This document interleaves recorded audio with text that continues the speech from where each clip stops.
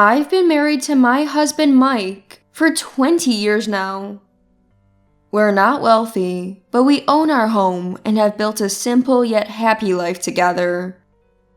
We're blessed with 2 wonderful children. Our eldest son Joshua attends a local university.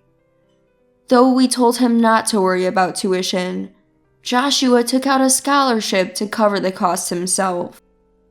Our daughter April is in her freshman year of high school and often helps out with chores when I come home late from work. She's been a big help. One day, Mike had exciting news. He was getting promoted to manager. He'd been working hard as a subsection chief, and now, with a department transfer, he'd be moving up. Wow, that's awesome. So happy for you. I was genuinely thrilled for Mike's accomplishment. And yeah, I was kind of hoping that might mean a pay bump too. To celebrate his achievement, the kids and I decided to plan a little celebration for Mike. The next day, April and I cooked up some of Mike's favorite dishes, and Joshua used his part-time job money to buy a cake. Mike thoroughly enjoyed the meal. But then, as we were all sitting down to enjoy our celebratory dinner and cake, Mike dropped a bombshell. I've been seeing someone at work. Excuse me? I had to ask him to repeat it. None of us had any idea what he was talking about. Ignoring our confusion, Mike continued. She's pregnant. This is my house, so I'd like you all to leave. I felt my head spinning.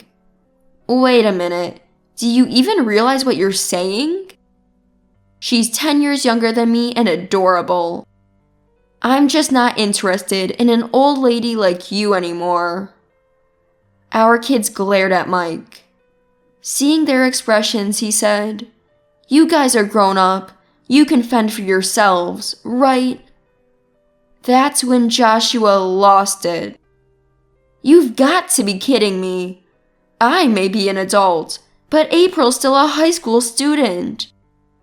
It looks like it's about to hit me at any moment. Who needs an education when you're a woman?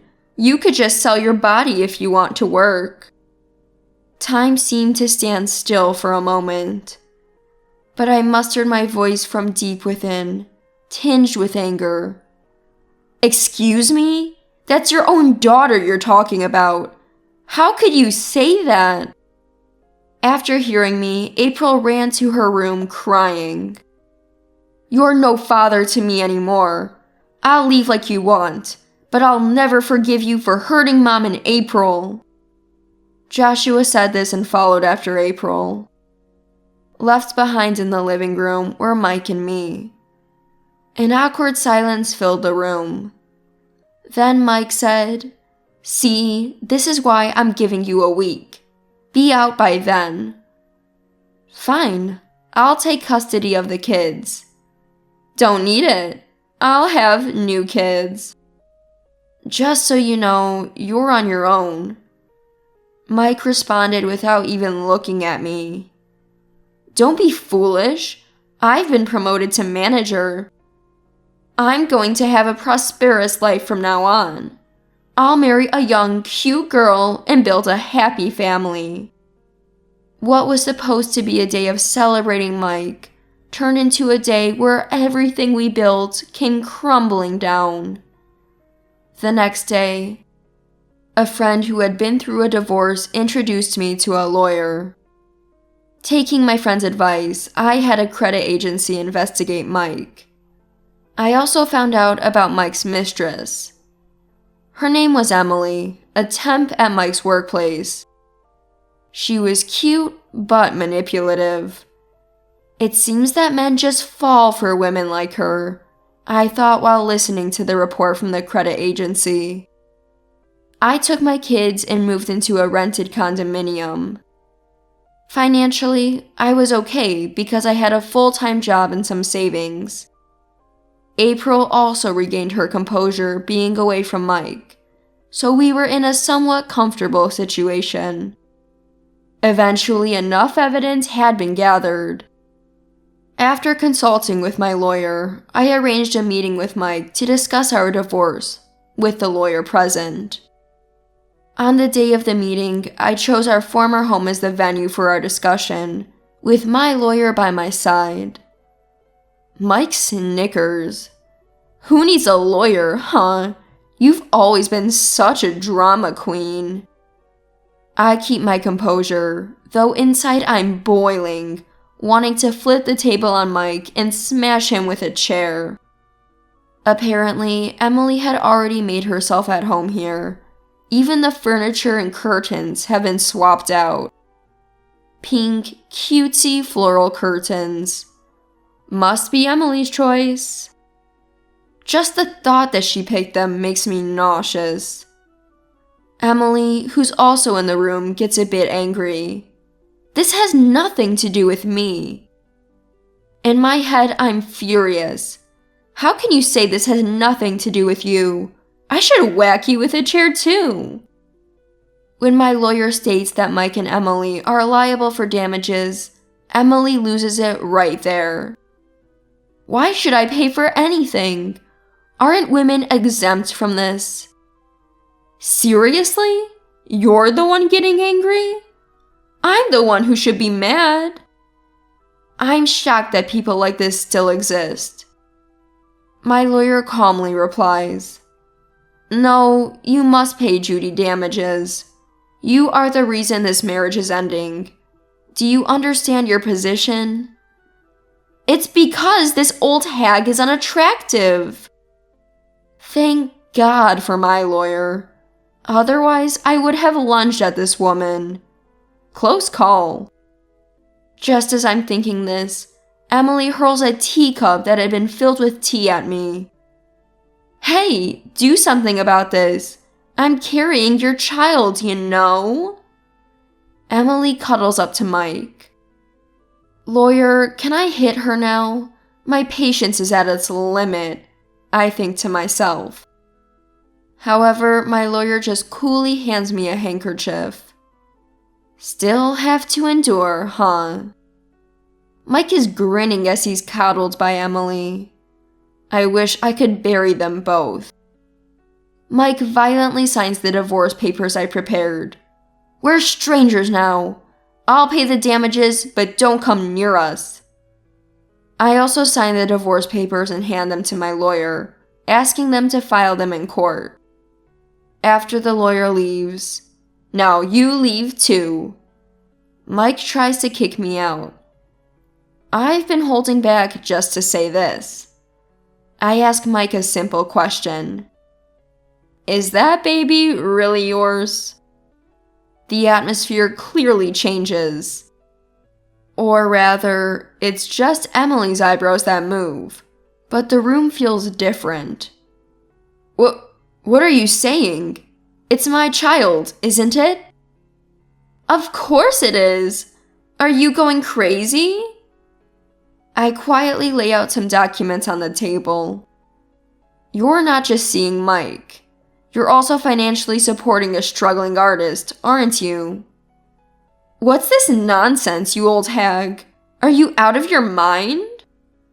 I felt a momentary sense of relief. Taking a deep breath, I calmly said, I did some digging on you at a credit bureau. No pretty, young woman like you would ever go for a bland guy like him. What I placed on the table was a background check report on Emily. The report contained photos of Emily cozying up with an artist, entering a hotel, and even some compromising shots in a car. Mike was red-faced, staring at the report. What's the meaning of this? Mike looked at Emily, who could only stammer, No, that's not it. The tension between Mike and Emily escalated into a disastrous scene. You were planning to scam me, you witch? Huh, what are you talking about? You should be happy to be with someone as cute as me. Plus, the child is yours. You promised to take responsibility.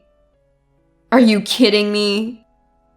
I was utterly shocked at the drama unfolding before me between Mike and Emily. Thinking that I had wasted my emotional energy on these people made me chuckle. Who cares whose kid it is? We're divorced now. Mike hastily said, "Wait, that wasn't my intention." So what was your intention? I mean, let's not go through with a divorce. You're ridiculous. Slow tears filled Mike's eyes. Realizing just now, I thought, completely disappointed. Goodbye. Wait, please. As I left the house, Mike's pleas and Emily's enraged shouts followed me. Later, I heard Emily did give birth, but the baby had mixed ethnicity. Despite claiming the child was Mike's and that she was innocent, it turned out Emily wasn't so innocent. Emily and her ex Mike are crazy. Turns out Emily had been involved with various men, including foreign nationals. The baby's father was likely one of those foreign men. Afterward, Mike kicked Emily out, and she moved back with her parents. I received an apology and compensation from Emily's parents via a lawyer. Mike quit his job as the pressure and judgment from colleagues became unbearable. Though he'd worked his way up to manager, it seems like he had it coming. While I felt sorry for the baby's future, I had no sympathy for Emily. Mike is struggling to find another job and is working part-time jobs to pay us compensation. I'm living peacefully with my kids now. Joshua still says he wants to give Mike a piece of his mind, but I always tell him, he's not worth your time or stress. April has recovered from her shock and is enjoying her high school life. For now, I just hope they grow up to be decent human beings.